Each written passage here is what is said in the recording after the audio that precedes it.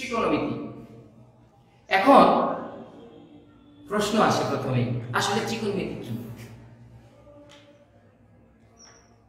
খুবই গুরুত্বপূর্ণ একটা প্রশ্ন, বিশেষ করে যারা আমরা সায়েন্সের স্টুডেন্ট, যারা আমরা এইগুলো নিয়ে পড়বো, তাদেরকে তুই জিজ্ঞেস করে ত্রিকোণমিতি, একজন লোক বলতেছে ত্রিকোণমিতি কি, তুমি আসলে ত্রিকোণমিতি বলতে কি বুঝো? খুব সহজেই তুমি উত্তর দাও। তুমি বলো ত্রিকোণমিতি হলো ম্যাথমেটিক্সের এরকম একটি শাখা যেখানে একটা ত্রিভুজের বাহু এবং কোণগুলোর পারস্পরিক সম্পর্ক নিয়ে আলোচনা করা হয়।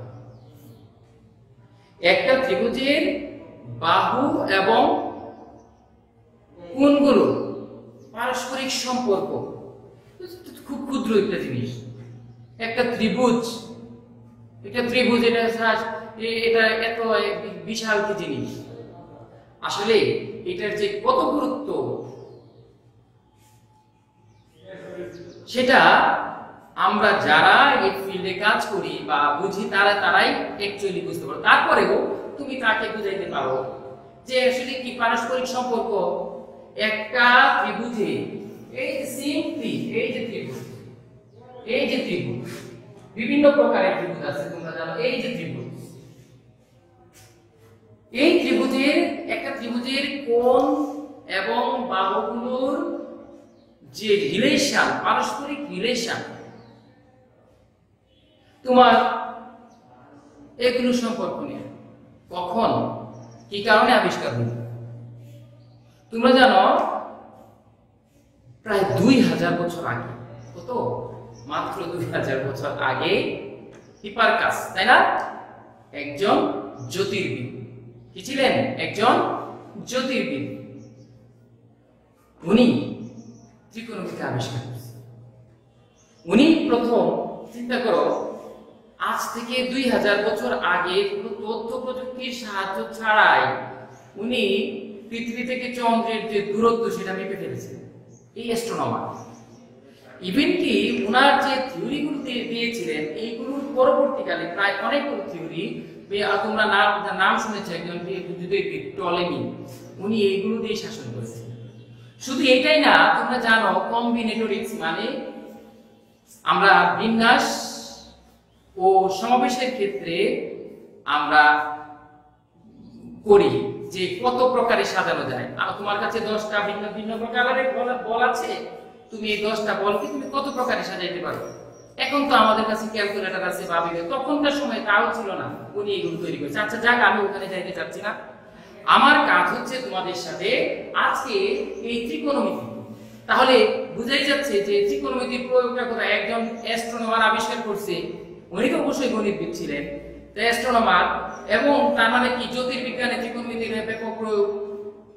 নিশ্চয়ই তোমরা বড় ক্লাসের সম্বন্ধে তখন বুঝতে পারবে। তুমি যদি একজন আর্কিটেক্ট হতে চাও, তুমি একজন আর্কিটেক্ট কি করে বিশাল বিশাল স্থাপত্য তৈরি করে, এই স্থাপত্য তৈরি করতে গেলে তার মানে ব্যাপকভাবে এই ত্রিকোণমিতির প্রয়োজন হয়। তুমি ফিজিক্স, কেমিস্ট্রি সহ ম্যাথমেটিক্সের ক্যালকুলাসের ব্যাপক। আজকে যে সময় আমরা কি ক্যালকুলাস করব, আমরা যে নবম দশম অধ্যায় তোমাদের আছে ক্যালকুলাস করব। কেন আমি যে সপ্তম অধ্যায় কেন আসলাম? এই ত্রিকোণমিতি ছাড়া তুমি এটা পারবে না। তুমি সরল রেখার চ্যাপ্টার পড়তে যাবে, সেখানে জ্যামিতির মধ্যে ব্যবহার আছে ত্রিকোণমিতি। এই ত্রিভুজের ধর্মগুলো নিয়ে আমরা আলোচনা করব, অর্থাৎ আমরা এই ত্রিকোণমিতি আলোচনা। ত্রিকোণমিতি তার মানে ত্রিকোণমিতির ইংরেজি নাম কি? এই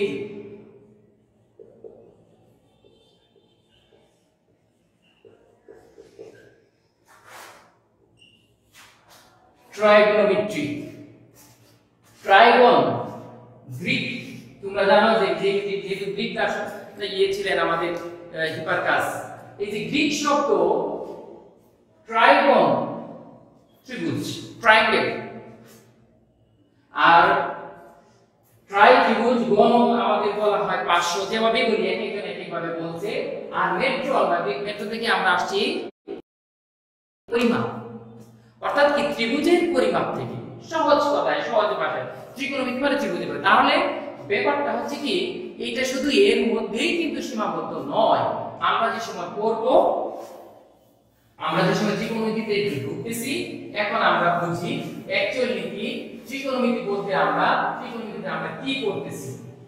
প্রথম কথা তোমরা দেখো, আমরা জ্যামিতিতে আমরা কতটুকু কোণ পরিমাপ নিয়ে আলোচনা করি, বলে 0 থেকে 360 ডিগ্রি। এইটাও কিন্তু এটারও ইতিহাস আছে। আচ্ছা আমরা হিস্ট্রি বলবো না, আমরা তোমাদের প্রতি আমার সাজেশন থাকবে, তোমরা এই যে তথ্য প্রযুক্তি ব্যবহার করে এই ইতিহাসগুলো তোমরা জেনে নেবে, কারণ এই ইতিহাসগুলো জানাও তোমার কিন্তু ম্যাথমেটিক্স শেখার মতো, তোমার ইন্টারেস্ট পাওয়ার জন্য এটা তোমরা করবে।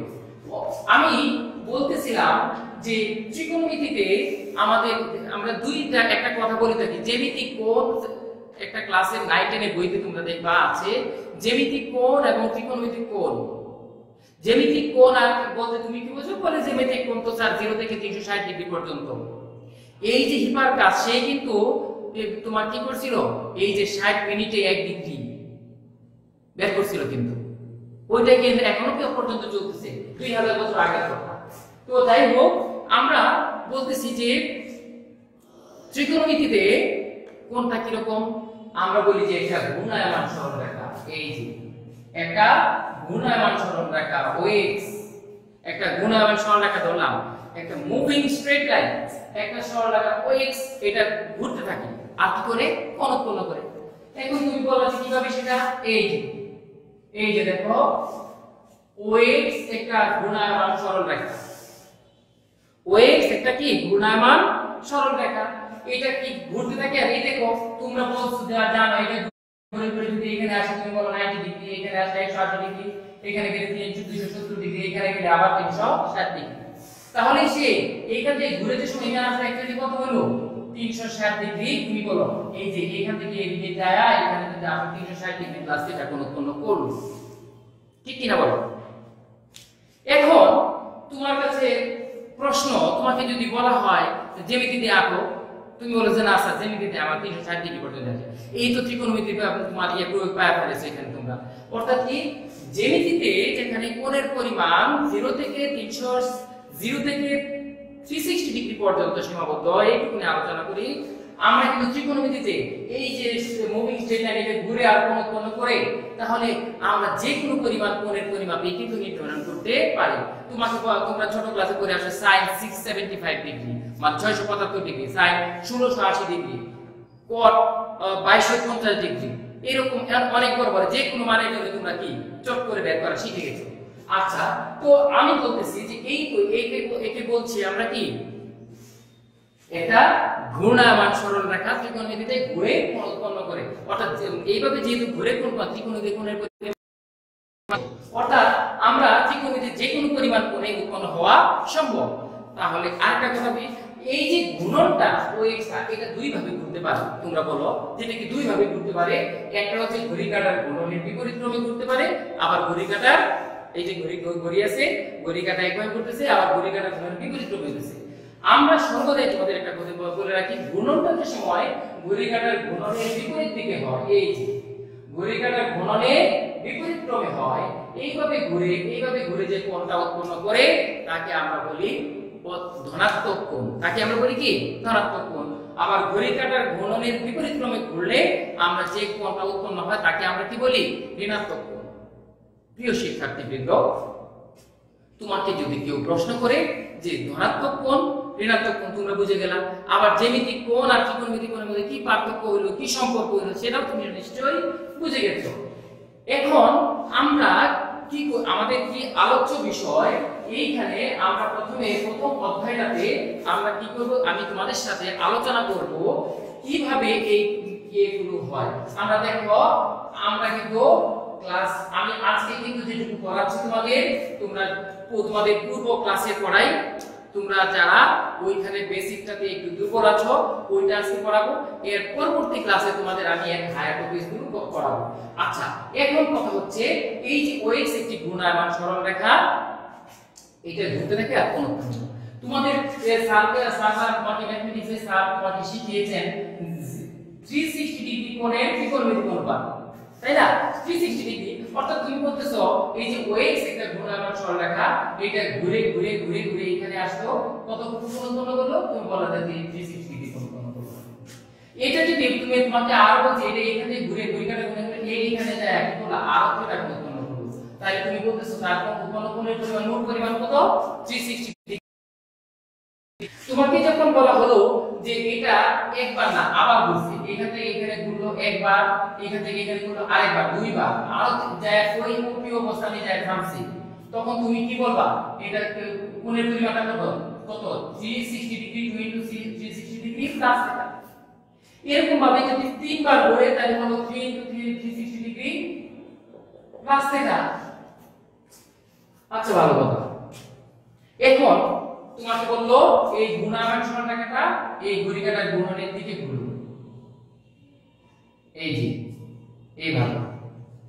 এইভাবে ঘুরে যে সময় এইখানে আসবে আসার পরে তোমাকে জিজ্ঞেস করতে তুমি বলো কতটুকু কোণ উৎপন্ন হলো বলে এটা তো ঘড়িকাটার গুণনের দিকে ঘুরছে তাহলে কোণের পরিমাণ হবে -360 ডিগ্রি কত হলো -360 ডিগ্রি আচ্ছা ভালো কথা এইটা এখান থেকে এইটুকু ঘুরে এইভাবে এখানে এসে তারপরে এইখান থেকে এইটুকু আবার বিপরীত দিকে ঘুরে যায় এখানে সেটা কোণ উৎপন্ন করলো এই যে এইটুকু তার মানে তুমি বলছো এইটুকু এইখান থেকে এইটুকু ঘুরে -360 ডিগ্রি আবার এখান থেকে এখানে ঘুরে যখন এখানে করব তখন আবার প্লাস থিটা যেহেতু ঘড়ির কাঁটার গুণনে কি করছে বিপরীত ক্রমে করছে আচ্ছা তাহলে কত হলো -360 ডিগ্রি প্লাস থিটা খেয়াল করো যদি এটা দুইবার ঘুরবে তোমরা আগের মতো -2 * 360 ডিগ্রি 2 * 360 ডিগ্রি প্লাস থিটা এটা যদি তিনবারের জন্য হতো -3 * 360 ডিগ্রি প্লাস থিটা হতো তাই না একটু মজা এখন আমাকে যে তোমাকে যে বলা হলো তাহলে কি দেখা যাচ্ছে একটা এই দুইটাকে যদি আমি একত্র করি এখানে লিখি n * 360 ডিগ্রি বা n * 360 degree plus theta n belongs to z তোমরা সবাই এর মিনিং বুঝে গেছো যে n * 360 degree plus theta n কি একটা পূর্ণ সংখ্যা তাহলে তার অবস্থান কি সব সময় অতীতে থাকতেছে না মাই ডিয়ার স্টুডেন্টস হ্যাঁ সব সময় কি থাকতেছে তার অবস্থান কোথায় থাকতেছে এই অতীতে থাকতেছে খেয়াল করো এইখানের জন্য তার অবস্থান অতীতে ওইটার জন্য তার অবস্থান অতীতে তার অর্থাৎ কি ওএক্স থেকে সে কি থিটা কোণে ওএক্স এর সাথে সে থিটা কোণ উৎপন্ন করতেছে এই কারণে কি লেখা হয় এই দেখো n * 360 ডিগ্রি প্লাস থিটাকে শুধুমাত্র আমরা থিটা কোণের অনুপাতেই প্রকাশ করতে পারি অর্থাৎ আমরা লিখতে পারি sin n * 360 degree plus theta সমান হচ্ছে sin theta n * cos n * 360 degree plus theta cos theta tan n * 360 degree plus theta এখন এর আগে আমাদের অনেক পড়া এখানে একটু আরেকটু কথা না বললেই নয় এই যে আমার সাইন এবং কোসাইন ত্রিকোণমিতিটা আসলো তোমরা সবাই জানো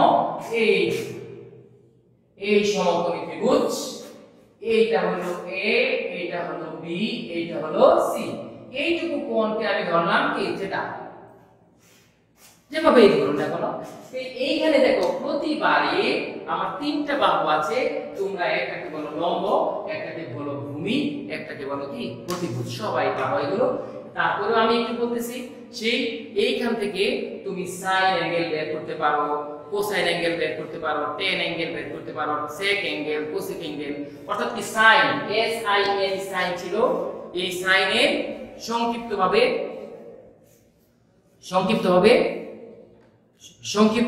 আমরা কি করব s এই করে আমরা লিখি এই যে sin s i n কে আমরা লিখি কি sin সংক্ষিপ্তভাবে কোসাইন কে লিখি cos টেনজেন্ট কে লিখি আমরা কি tan কোটেনজেন্ট কে লিখি cot সেকেন্ড কে লিখি sec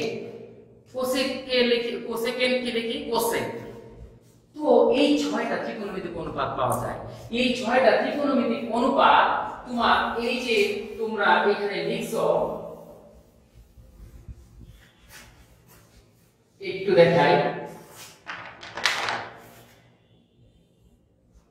এই যে ত্রিকোণমিতিতে আমরা কোয়াড্রেন্ট তৈরি করলাম আমরা কি যে দুইটা রেখা পরস্পর লম্বভাবে ছেদ করলো এটাকে তোমরা বলো প্রত্যেকটাকে এক একটা চতুর্ভাগ এটা ফার্স্ট কোয়াড্রেন্ট এটা সেকেন্ড কোয়াড্রেন্ট এটা থার্ড কোয়াড্রেন্ট এটা কি ফোর্থ কোয়াড্রেন্ট এখন তোমাকে বলা হলো একটা ঘূর্ণায়মান সরলরেখা এটা ঘুরতে থাকে আর কি করতে থাকে কোণ করে। তাহলে যদি ঘূর্ণায়মান সরলরেখাটা OX হয়, এটা ঘুরে কখনো এখানে থাকবে, কখনো ঘুরে এখানে চলে আসতে পারে, কখনো এখানে শেষ হতে পারে, তার আবার কখনো এখানে হবে, অথবা কখনো সেখানে। এই চার চতুর্ভাগের যে কোনো একটাতে তার অবস্থান থাকবে। তোমরা ছোট ক্লাসে পড়ে আসছো, সেখানে ফার্স্ট কোয়াড্রেন্টে যখন সে থাকে তখন তাকে আমরা এইখানে বলি অল, মানে আমরা জানি অল পজিটিভ। সব ত্রিকোণের গুণ অনুপাত এখানে কি হয় পজিটিভ হয়। তোমরা না হইলে বই আরেকটা দেখে নিবা। অল আমাকে এইখানে যে সময় কেন হয় একটু বলে দিতেছি। এই যে আমি যদি এই যে ত্রিভুজ এই OX এর অবস্থানটা যখন OP তে যায় এখানে থিটা কোণ উৎপন্ন করলো, তখন তুমি জানো যে এই যে ত্রিভুজের বাহুগুলোর অনুপাত বের করছিলাম আমরা, এই যে AB বাই AC, এরপরে বের করছি আমরা কি BC বাই AC, এরপরে বের করছি আমরা AB বাই BC, তারপরে আমরা AC বাই AB, এরপরে আমরা বের করছি AC বাই BC, আমরা বের করছি BC বাই AB। এগুলো কি? এগুলো সবাই জানো যে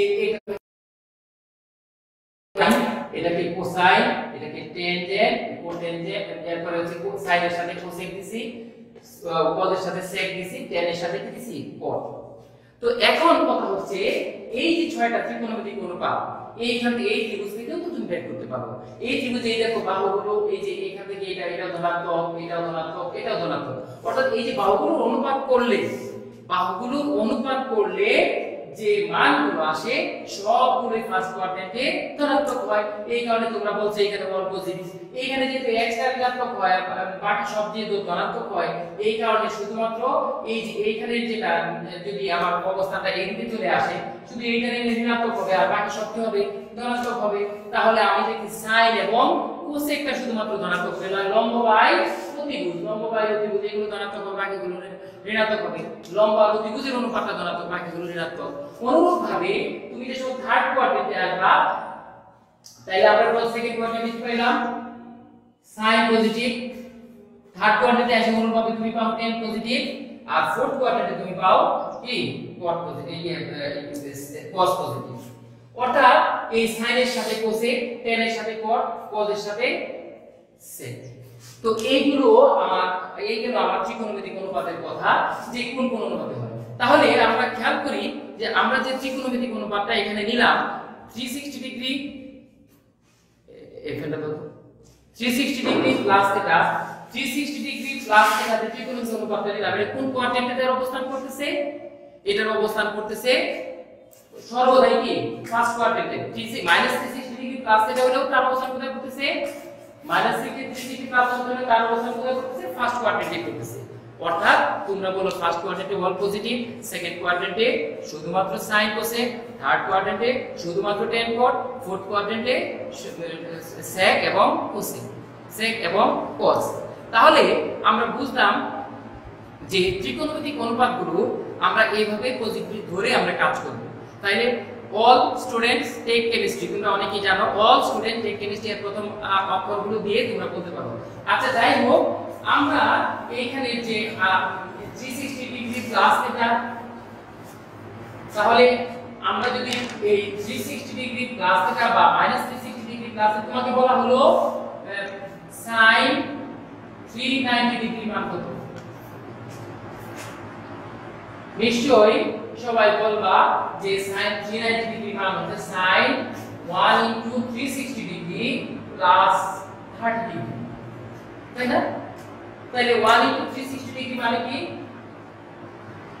আমরা বুঝি n * 360 ডিগ্রি প্লাস থিটা হলে শুধুমাত্র থিটাকে অনুপাতে প্রকাশ করা যায়। এটা কোথায়? তাহলে কি sin 30 এর মান হবে। এরকম ভাবে বড় বড় ত্রিকোণমিতিক অনুপাতের সাথে যদি অনেক বড় বড় সংখ্যা দেয়া থাকে তাহলে তোমরা কি করবা? এইভাবে 360 ডিগ্রি ভাঙবা। তো অনেকেই মনে মনে প্রশ্ন করছে যে আমরা তো এটাকে 90 ডিগ্রি অনুপাত দিয়ে আমরা কি করতে পারি? প্রকাশ করতে পারি।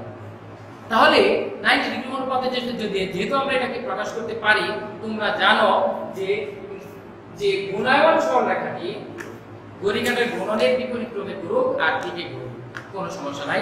এখন সেটা যদি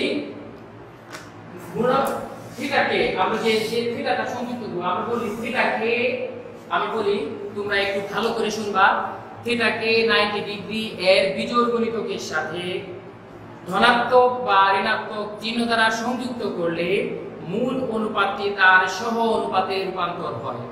অঙ্কত যে সহ অনুপাতটি এই যে দেখো, তোমরা দুইটা কোণের সমষ্টি যদি 90 ডিগ্রি হয় তাহলে তাদের পুরো কোণ বলছো, তাহলে সাইন এবং কোসাইনের যে তোমরা চার্ট গুলো লক্ষ্য করছো সেখানে দেখো 0 sin 0 মান 0 cos 0 মান 1।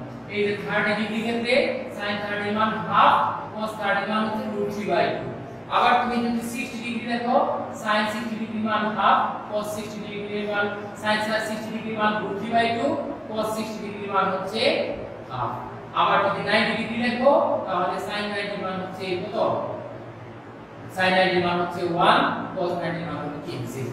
তুমি খেয়াল করো এই যে ত্রিকোণমিতিক অনুপাত, এই দেখো এই 90 আর এই 0 এর সাথে মিলে গেছে, 0 আর 90, sin এর 90 ডিগ্রি মান যা, cos এর 0 ডিগ্রি মান কি, তাই sin 30 ডিগ্রি মান যা, cos 60 ডিগ্রি মান তাই। অর্থাৎ কি একটা আরেকটার পুরো কোণের সমান। দেখো তোমরা তোমাদেরকে যদি জিজ্ঞেস করে 30 ডিগ্রি পুরো কোণ কত, তোমরা বলবা নিশ্চয়ই 30 ডিগ্রি পুরো কোণ 60 ডিগ্রি। এইভাবে মিলে গেছে, দেখো sin 30 ডিগ্রি আর cos 60 ডিগ্রি মিলে গেছে, অর্থাৎ কি একটা আরেকটার পরিপূরক। এখানে আমরা বলি সহ ফাংশন, এই যে ফাংশন আমরা এগুলোকে ত্রিকোণ ফাংশন বলে থাকি, ফাংশন সহ ফাংশন। এই দেখো sin যদি একটা ফাংশন হয় তার সহ ফাংশন হচ্ছে কি পরিপূরক বা পূরক। আমরা এই সহ ফাংশন দিয়ে আমরা বলি কি বলতে পারি, পূরক ফাংশন। বা sin এর সহ ফাংশন কোসাইন, কোসাইন এর সহ ফাংশন হচ্ছে sin, tan এর সহ ফাংশন হচ্ছে cot, cot এর সহ ফাংশন হচ্ছে tan, sec এর সহ ফাংশন হচ্ছে cosec, cosec এর সহ ফাংশন হচ্ছে sec। তাহলে আমি এই রুলটা বলে আজকে আমার ক্লাস শেষ করব, তোমরা একটু মনোযোগ সহকারে শোনো। তাহলে আমরা বলছি যে sin কোসাইন পরস্পরের পরিপূরক, tan cot পরস্পরের পরিপূরক, sec cosec পরস্পরের পরিপূরক। এখন আমি যদি বলি তোমাদের এই যে নিয়মটা ঘূর্ণায়মান সরলরেখা ওএক্স, তাই না? আচ্ছা, এই এক ঘুরে ঘুরে কি করে ওএক্স এর সাথে থিটা কোণ উৎপন্ন করে, থিটাটাকে আমরা সূক্ষ্ম কোণ বিবেচনা করব। থিটাকে যদি 90 ডিগ্রি এর বিজোড় গুণিতকের সাথে ধনাত্মক বা ঋণাত্মক চিহ্ন দ্বারা সংযুক্ত করা হয়, মূল অনুপাতটি তার সহ অনুপাতে রূপান্তর হয়। অর্থাৎ এই যে তুমি লিখছো sin 10 degree sin 30 degree equals to, তোমরা অটোমেটিক্যালি লিখছো cos 60 ডিগ্রি। আমি এটা লিখতে পারি sin 30 ডিগ্রি সমান cos 60 ডিগ্রি, অর্থাৎ sin এর পরিপূরক হলো cos, 30 এর পরিপূরক হচ্ছে কত 60। মূল ব্যাপারটা কি, তোমরা এটাকে এইভাবে লিখতে অভ্যস্ত, sin 30 degree equal to sin 1 into 90 degree minus 60 degree, 1 into 90 degree minus 60 degree, অর্থাৎ এই দেখো 90 degree theta, this is called theta, theta K 90 degree এর বিজোড়, এটা কি এর বিজোড়। আমি সূত্রটা তোমাদের বলতেছি, তোমরা যেটা শিখেছো theta কে 90 ডিগ্রি এর বিজোড় গুণিতকের সাথে এই যে মাইনাস অথবা প্লাস চিহ্ন দ্বারা যদি সংযুক্ত করা হয় তাহলে মূল অনুপাত আমার কি এখানে sin, এই চলে যাবে কি কোসাইন। মূল অনুপাতটি তার থিটাকে 90 ডিগ্রি বিজোড় গুণিতকের সাথে ধনাত্মক বা ঋণাত্মক চিহ্ন দ্বারা সংযুক্ত করলে মূল অনুপাতটিকে শুধুমাত্র থিটা কোণ অনুপাতে প্রকাশ করা যায়, এবং সেই ক্ষেত্রে তার সহ ফাংশনের থিটা কোণ অনুপাতে প্রকাশ করা যায়। এটা তো থিটা কাটতে গেলে 60 ডিগ্রি। আর কোয়াড্রেন্ট নির্ণয় করতে হবে, এই কোয়াড্রেন্টের নিয়ম যে তার অবস্থানটা কোন চতুর্ভাগে পড়ে। কথাটা ক্লিয়ার করতে বুঝতে পারছো? থিটাকে যদি 90 ডিগ্রির বিজোড় গুণিতকের সাথে ধনাত্মক বা ঋণাত্মক চিহ্ন দ্বারা সংযুক্ত করা হয়, যেমন আমি যদি এখন তোমাকে বলি যে sin 300 ডিগ্রি, তাহলে সবাই বলবাকে 300 কে 90 দ্বারা ভাগ করো, কয়বার ভাগ যায়? 3 বার।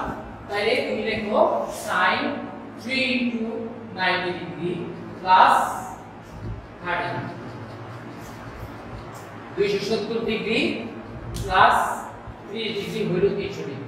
এখন তোমরা খেয়াল করো তোমাদের এই নিয়মটা রুলটা কি বলছে? রুলটা বলতেছে থিটাকে যদি 90 ডিগ্রির বিজোড় গুণিতকের সাথে, এই দেখো এটা হচ্ছে থিটা, এটাকে 90 ডিগ্রি কি গুণিতক? বিজোড় গুণিতকের সাথে আমরা আগে মাইনাস চিহ্ন দ্বারা সংযুক্ত করছিলাম, এখন কি করছি? প্লাস চিহ্ন দ্বারা সংযুক্ত করছি।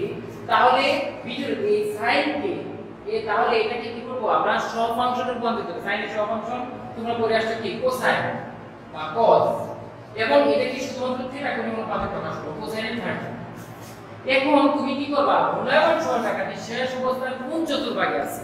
এই যে এখান থেকে OX ওর শেষ অবস্থা এটা ঘুরতে থাকলো ঘুরে ঘুরে এই দেখো 1 * 90 2 * 90 3 * 90 প্লাস কি 30। কোন চতুর্ভাগে গেল সেটা?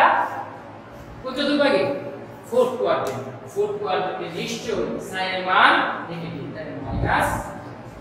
অনেকেই এখানে ভুল করে মনে করে যে কোসাইন তো এটা ফোর্থ কোয়াড্রেন্টে চলে আসছে, কোসাইনটা বোধহয় কি এখানে কোসাইনের চিহ্ন দিয়ে বসে থাকে, কিন্তু সেটা ঠিক না। আমরা বলছি কি মূল অনুপাতটি তার সহ অনুপাতে, তাহলে মূল অনুপাত কি হচ্ছে? এখানে sin এগুলো cos কি আছে 30, এই -cos 30 মানে হচ্ছে তোমার -√3/2।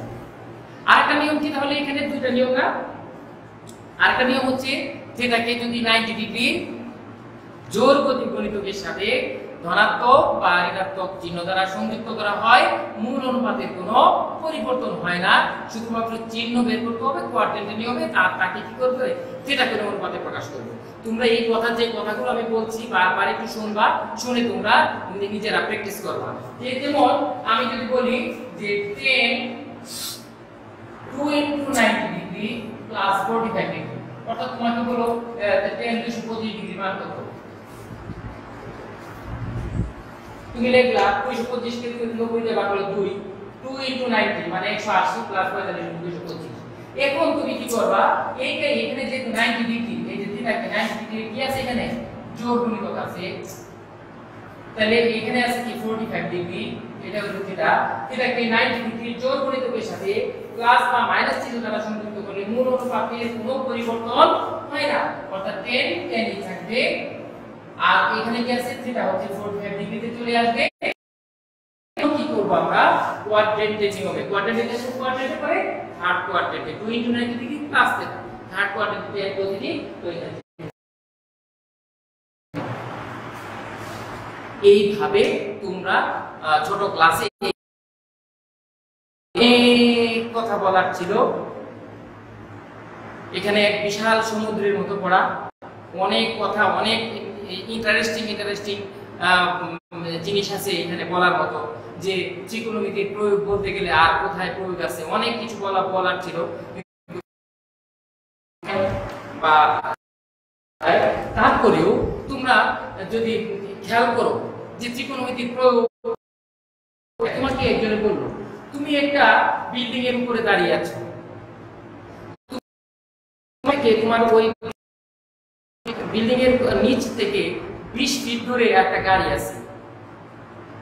এখন এখান থেকে 20 ফিট দূরে 20 মিটার দূরে একটা গাড়ি এখানে থামানো আছে। যদি তোমার অ্যাঙ্গেলটা তুমি এখান থেকে বলো যে এখান থেকে আমার সাপেক্ষে এর কোণটা হচ্ছে এত ডিগ্রি, কোণ উৎপন্ন করে, তাহলে তুমি কি করতে পারো? বিল্ডিং এর উচ্চতা বের করতে পারো। এইরকম ভাবে অনেক অনেক বাস্তব ত্রিকোণমিতিতে, যার কারণে বাস্তব যে জিনিসগুলো আছে এইগুলোর প্রয়োগ ত্রিকোণমিতিতে, সেইটাকে যদি অবহেলা করো বা সেইটা যদি তুমি কম বুঝো, তাহলে কিন্তু ম্যাথমেটিক্স তোমার পক্ষে বা কঠিন হয়ে যাবে। ফিজিক্স পড়তে যাও, কেমিস্ট্রি পড়তে যাও, বা অন্যান্য যে সকল হায়ার লেভেলে পড়তে যাবা, এই ত্রিকোণমিতি ব্যাপক করবে। আর আমার ক্যালকুলাস তো হচ্ছে ম্যাথমেটিক্সের নিউক্লিয়াস, সেইখানেও তোমার কি ম্যাথমেটিক্স লাগবে, ত্রিকোণমিতি লাগবে। সো তোমরা ভালোভাবে এই ত্রিকোণমিতি, আমরা যতটুকু তোমাদেরকে পড়াইতে পারতেছি কিনা জানি না, তোমরা নিজেরা চেষ্টা করে এর ভিতরে ডিরেকশন অনুযায়ী তোমরা তোমাদের পড়াগুলো কমপ্লিট করবে, ভালোভাবে তোমাদের পড়াটা শেষ করবে, সেই আশা বই তোমাদের প্রতি আছে। সবাই ভালো থাকো, সুস্থ থাকো, নিরাপদে থাকো। ধন্যবাদ সবাইকে।